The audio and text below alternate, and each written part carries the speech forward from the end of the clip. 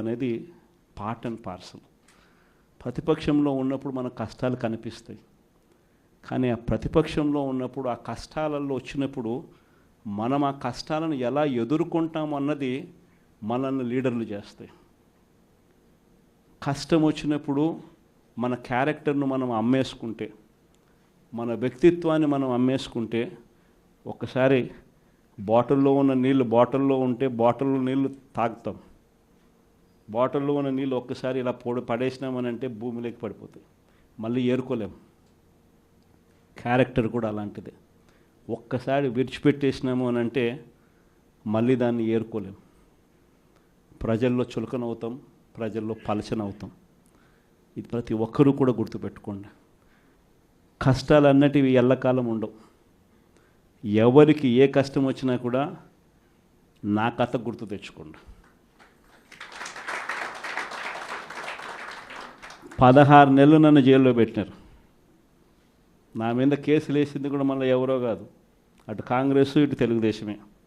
నా పిటిషన్లో ఎవరు పిటిషనర్స్ అంటే అటు కాంగ్రెస్ ఎమ్మెల్యేలు, ఇటు తెలుగుదేశం పార్టీకి సంబంధించిన నాయకులు. కేవలం రాజకీయంగా ఎదుగుతున్నాను అని ఒకే ఒక కారణంతో దొంగ కేసులు బనాయించారు. 16 నెలలు జైల్లో పెట్టినారు. కానీ ఏమైంది? బయటికి రాలా? ముఖ్యమంత్రి కాలా?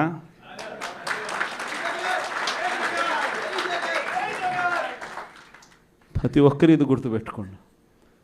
ఎవరికైనా ఇంతే.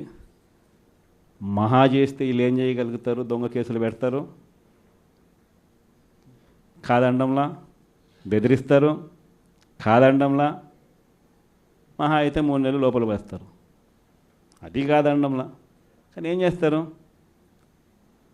3 నెలల తర్వాత మళ్ళా వస్తాం, రెట్టించిన ఉత్సాహంతో మళ్ళా పనిచేస్తాం.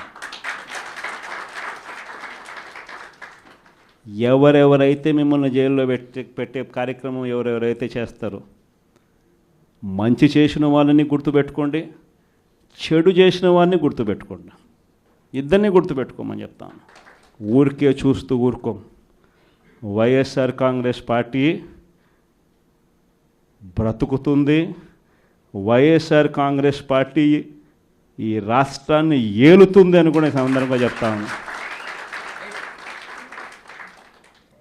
మరో 30 సంవత్సరాలు ఏళ్తామని కూడా ఈ సందర్భంగా కూడా మరి గట్టిగా కూడా చెప్తాను. కాబట్టి ఎవ్వరూ కూడా వైఎస్ఆర్ కాంగ్రెస్ పార్టీకి సంబంధించిన ఏ కార్యకర్త వెంటికి కూడా పీకలేడు అని చెప్పి కూడా ఈ సందర్భంగా చెప్తాను.